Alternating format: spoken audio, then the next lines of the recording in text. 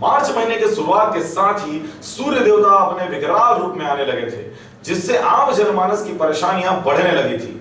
बाजारों और सड़कों से भीड़ नदारद हो चली थी, जिससे चहू और सन्नाटा पसरने लगा था। पर अचानक से मौसम ने अपना करवट बदला। तेज हवाओं और पानी के छींटों के साथ मौसम खुशनुमा हो चला, जिसकी वजह से बाजारों की चमक वापस लौट आई। इसके साथ ही युवाओं में जोश का उन्माद हो चला। वहीं दूसरी ओर मौसम के अचानक बदल जाने से लोगों के स्वास्थ्य पर असर पड़ने के साथ ही किसानों की मुश्किलें और बढ़ गई हैं।